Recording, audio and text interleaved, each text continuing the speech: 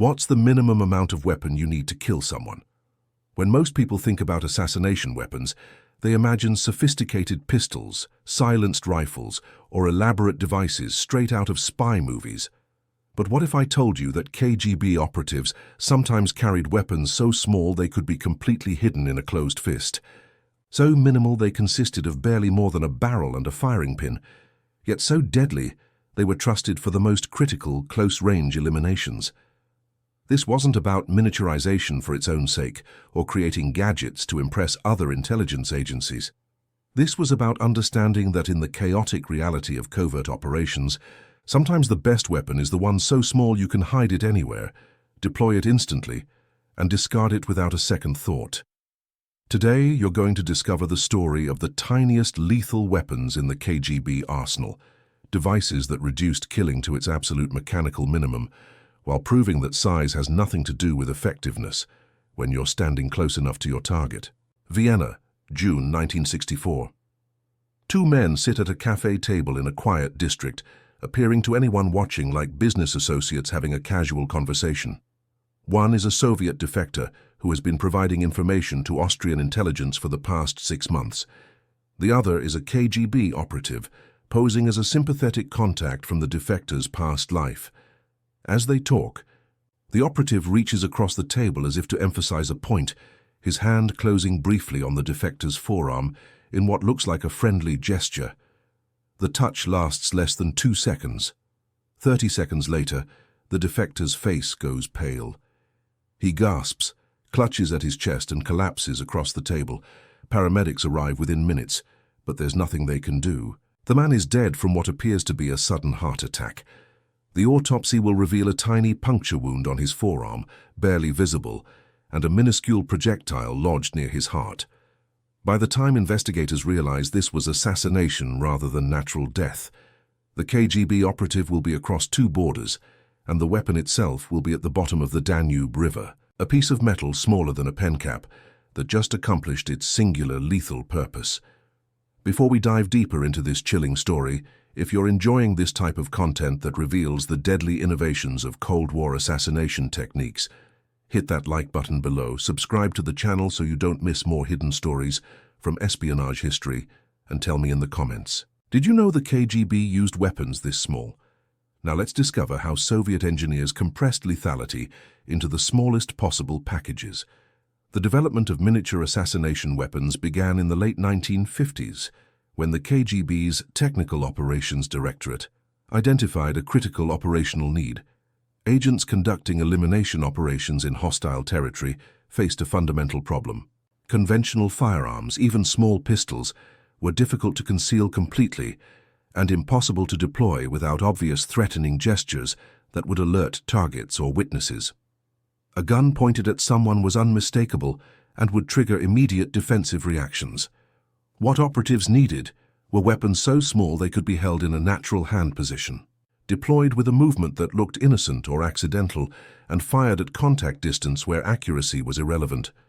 The weapon didn't need to look like a weapon because it would never be seen.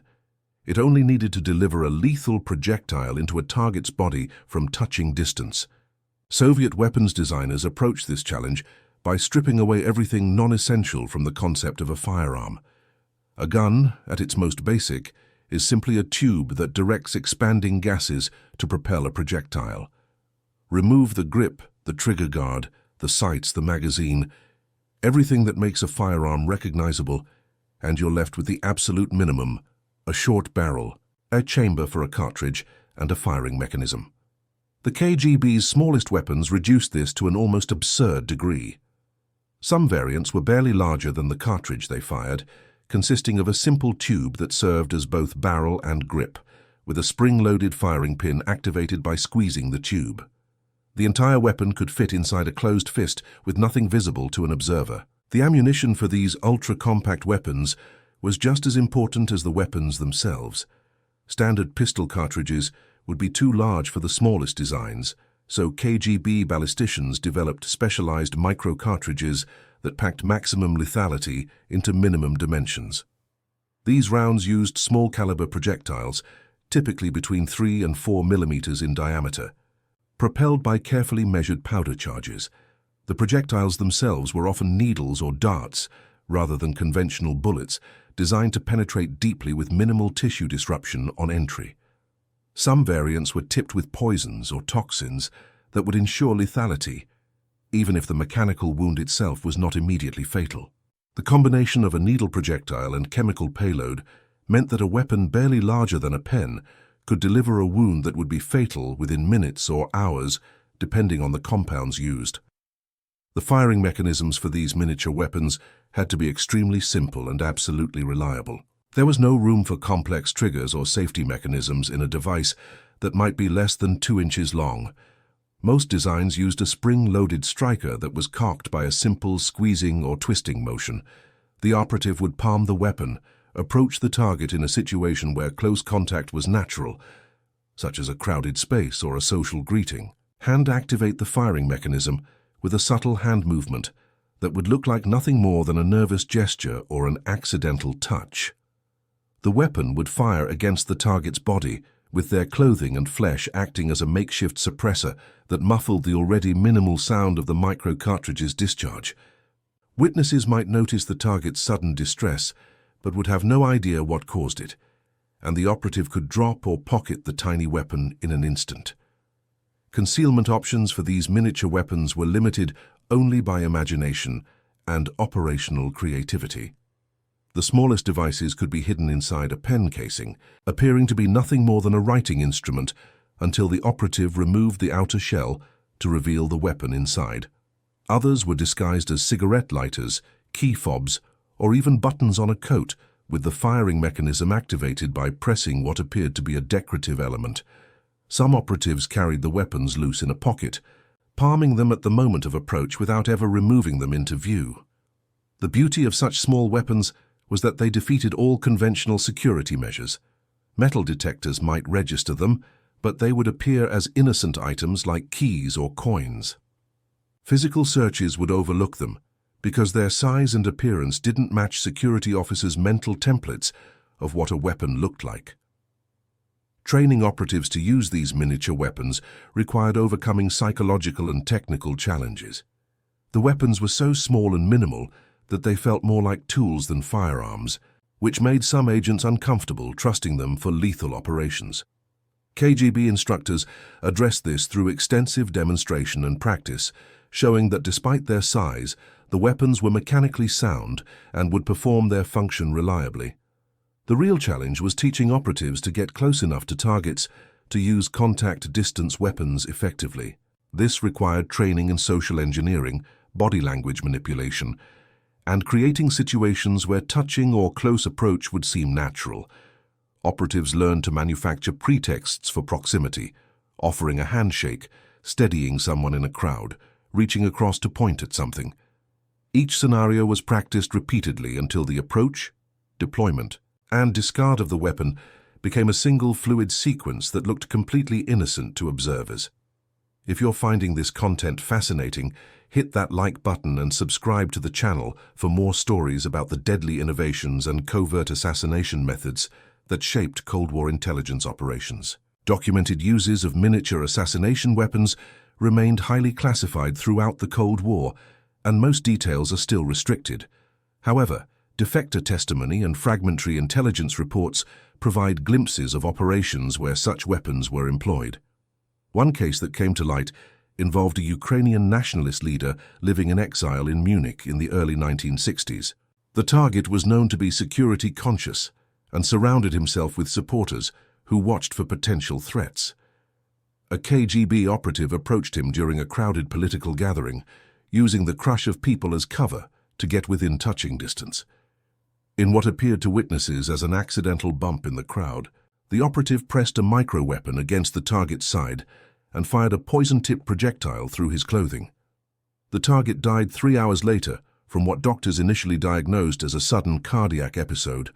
Only after an unusually thorough autopsy, demanded by suspicious colleagues, was the tiny projectile discovered embedded in tissue near his heart. By then, the operative had left Germany, and the weapon itself had been destroyed. Another documented case involved a more brazen use of miniature weapons during a diplomatic reception in the 1970s. A Soviet diplomat, acting as a KGB operative, engaged a target, a Western intelligence officer, in conversation. During their interaction, the operative made physical contact several times as part of normal social gestures, touching the target's arm and shoulder while making conversational points. At some point during these contacts, a micro-weapon was deployed, delivering a projectile loaded with a slow-acting toxin. The target became ill over the following days and eventually died from what appeared to be a rare blood disorder. The connection to the diplomatic reception was never established during the initial investigation, and only years later did analysis of similar cases suggest a pattern that pointed to assassination rather than natural causes.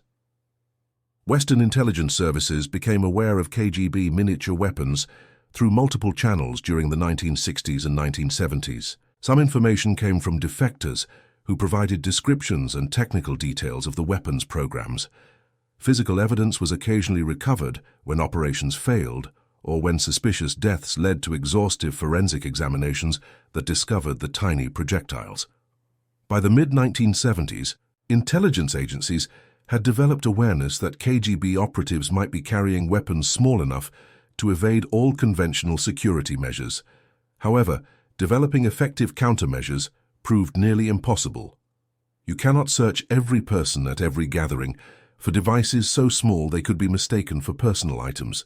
The only real defense was operational security that prevented KGB agents from getting close to potential targets in the first place. The miniature weapons highlighted a fundamental asymmetry in the assassination game. The attacker needed only seconds of close proximity to deploy a weapon, while defenders needed to maintain perfect security at all times. A single failure in screening procedures, one momentary lapse in vigilance, could create the opportunity for an operative with a micro-weapon to strike. This forced Western intelligence services and protective details to adopt extremely restrictive protocols for high-value targets, limiting their ability to move freely or interact normally in social settings. The psychological impact of knowing that a lethal weapon could be hidden in someone's closed fist created a pervasive atmosphere of suspicion that affected diplomatic and intelligence interactions throughout the Cold War. The technical development of miniature weapons continued throughout the Cold War as both offensive and defensive technologies evolved. Later generations incorporated more sophisticated firing mechanisms, more potent chemical payloads, and even more compact designs. Some variants were developed specifically for suicide use, giving captured operatives a way to avoid interrogation if compromise seemed imminent. These suicide weapons used the same basic technology, but were designed for self-administration, with firing mechanisms that could be activated with a simple gesture, even if the operative's hands were restrained. The existence of such devices added another layer of complexity to counterintelligence operations, as knowing that captured agents might be carrying microscopic lethal weapons required special search and detention procedures. Western intelligence agencies developed their own miniature weapons, often based on information obtained about Soviet designs. However, these Western variants never achieved the same level of operational acceptance that KGB weapons enjoyed. Cultural and doctrinal differences played a role. Western intelligence services, particularly American agencies, favored weapons that offered more range and more obvious control, even if that meant sacrificing concealability. The idea of weapons that required touching distance operation made many Western operatives uncomfortable, as it required a level of personal proximity to victims that felt more like murder than assassination. This cultural difference reflected broader distinctions in how East and West approached covert operations during the Cold War. The legacy of miniature assassination weapons extends beyond their use during the Cold War. The technical innovations developed for these devices influenced subsequent weapons development in areas like personal defense weapons, less lethal munitions, and specialized ammunition design. The operational lessons about the value of extreme miniaturization continue to inform thinking about covert capabilities in modern intelligence services. More broadly, the weapons demonstrated a principle that remains relevant. In certain operational contexts, less can be more. A weapon so small it can be carried anywhere and deployed instantly may be more valuable than a larger, more powerful weapon that cannot be concealed or used without warning the target. Today, examples of KGB miniature weapons exist in intelligence agency museums and private collections, tiny artifacts that seem almost innocuous until you understand their lethal purpose. Modern forensic examination has revealed the precision engineering required to make weapons so small function reliably, confirming the sophistication hidden in their minimalist designs. The weapons stand as reminders that in the shadow world of assassination and counterintelligence, the deadliest threats are often the ones you never see coming. Those tiny devices that could be hidden in a closed fist prove that when you're close enough to touch your target, you don't need a gun.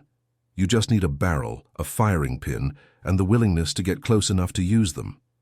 In the Cold War's hidden battles, these smallest weapons demonstrated that lethality has no minimum size, only a minimum distance, and that distance is measured in inches rather than feet.